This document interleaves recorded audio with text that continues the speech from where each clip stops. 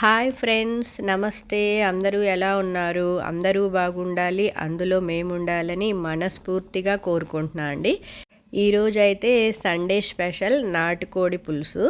మాకైతే ఇక్కడ రాత్రి నుంచి వర్షం పడుతూ ఉందండి. ఇప్పుడైతే వర్షం లేదు కానీ క్లైమేట్ మొత్తం చాలా కూల్గా ఉంది. అందువల్ల అందరికీ కోల్డ్, కాఫ్, నాకు కూడా అలాగే ఉందండి. అందువల్లే కొంచెం వాయిస్ డిఫరెంట్గా అనిపించవచ్చు.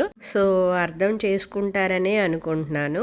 ఇక్కడైతే ఒక 1/2 kg నాటుకోడి చికెన్ అయితే తీసుకొని కొంచెం ఉప్పు, పసుపు, నిమ్మకాయ, లెమన్ అయితే పిండేసి 2 times వాష్ చేసిన తర్వాత ఈ చికెన్ అయితే ఒక బౌల్లోకి తీసుకొని దీంట్లోనే టేస్ట్కి సరిపడా ఉప్పు, పసుపు, 3 spoons కారం, ఒక 2 spoons పెరుగు, అలాగే 1 spoon అల్లం వెల్లుల్లి పేస్ట్ వేసి బాగా కలుపుకొని ఒక 1/2 hour సేపు పక్కన పెట్టేసి ఉంచుకున్నామంటే ఈ మసాలా మొత్తం అనేది చికెన్కి పట్టి కూర అనేది చాలా టేస్ట్గా ఉంటుందండి. కావాలంటే ఇలా ఎప్పుడైనా ట్రై చేసి చూడండి.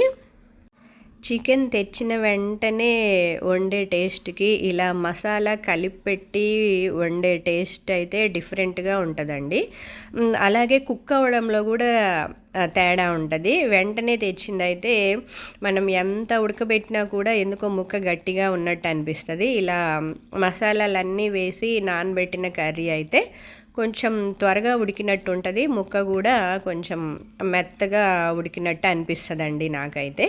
ఇదిగోండి 1/2 hour తర్వాత అయితే చికెన్ అయితే ప్రెషర్ కుక్కర్లోకి అయితే తీసుకొని మనం కలిపి పెట్టిన బౌల్లోనే వాటర్ వేసేసి, నేనైతే వాటర్ ఎక్కువ వేయనండి. వాటర్ ఎక్కువగా ఉన్నాయంటే మాకైతే ఇంట్లో తినరు. అందుకని చెప్పి ఆ ముక్కలన్నీ మునిగేంతవరకు అయితే వాటర్ వేసేసి 3 లేదా 4 విజిల్స్ చాలండి, ఉడికిపోతుంది.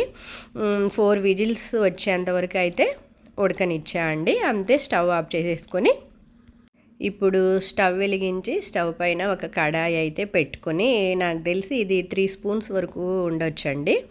అంటే ఆయిల్ ఎక్కువేం అవసరం లేదండి. నాన్ వెజ్ అని చెప్పి ఎక్కువేం వేయాల్సిన అవసరం లేదు.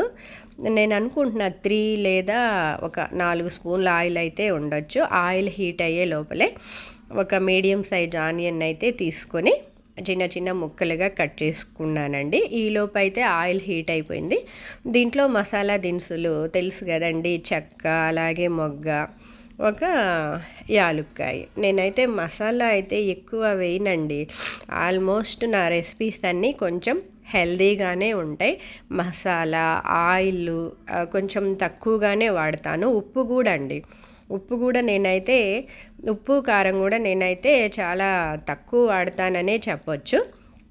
ఇప్పుడు కట్ చేసుకున్న ఆనియను, అలాగే కట్ చేసుకున్న 2 పచ్చిమిర్చి, కొంచెం ఉప్పు, పసుపు, కరివేపాకు వేసేసి ఒకసారి బాగా కలుపుకున్న తర్వాత 1 spoon అల్లం వెల్లుల్లి పేస్ట్ కూడా వేసుకొని, అంటే కలిపేటప్పుడే వేసాం కదండి కాబట్టి ఎక్కువ అవసరం లేదు. నేనైతే మర్చిపోయి ముందైతే టమోటా వేసేసాను, తర్వాత అల్లం వెల్లుల్లి పేస్ట్ వేసాను. కానీ ముందు అల్లం వెల్లుల్లి పేస్ట్ వేసి ఆ తర్వాత అది కొంచెం ఫ్రై అయ్యాక ఒక చిన్న సైజు టమోటా వేస్తే సరిపోతుందండి. కానీ టమోటా వేస్తేనే టేస్ట్ అయితే బాగుంటుందేమో అనిపిస్తుంది నాకు. నేనైతే వేస్తా అండి.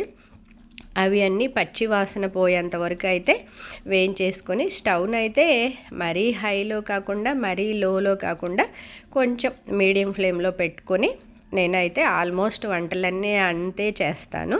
నా వంటలు అయితే ఖచ్చితంగా టేస్టీ అండ్ హెల్త్ అయితే ఇంకా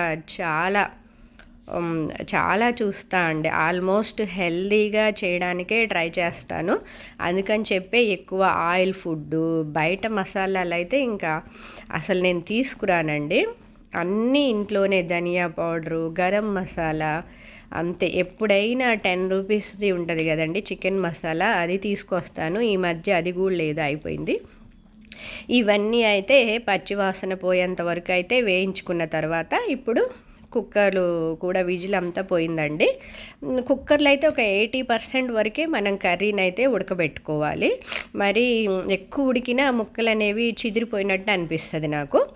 ఆ ఉడికిన చికెన్ కూడా మనం అన్ని ఆనియన్స్ వేయించుకున్నాం కదండి, దాంట్లో వేసేసుకొని ఆ కుక్కర్లోనే కొంచెం వాటర్ వేసేసి ఆ వాటర్ని కూరలో వేసేసుకొని స్టవ్ని అయితే కొంచెం లోలో పెట్టుకొని ఒక 10 కాదులేండి 15 మినిట్స్ వరకు ఉడకనిచ్చామంటే కర్రీ అనేది రెడీ అయిపోతుందండి. ఇప్పుడు కొంచెం ఒక స్పూను అది సరిపోతుందండి, 1 or 2 స్పూన్స్ ధనియా పౌడరు, అలాగే కొంచెం గరం మసాలా వేసేసి బాగా కలుపుకొని కొత్తిమీర వేసేసుకున్నామంటే కర్రీ అనేది రెడీ అయిపోతుంది. ఇక్కడైతే ఉడికిందో లేదో అని చెప్పి మా బాబుకి అయితే చూపిస్తున్నా అండి. అంతే అండి, ఒక్కొక్కసారి కొంచెం ధనియాలు, ఎండు కొబ్బరి, అలాగే తెల్లగడ్డలు దంచి వేస్తాను. సో నా వీడియో మీకు ఎంతో కొంత హెల్ప్ అవుతుంది అనుకుంటే ప్లీజ్ లైక్ చేసి సబ్స్క్రైబ్ చేసుకోవడం మాత్రం మర్చిపోవద్దు. Thanks for watching. ధన్యవాదాలు.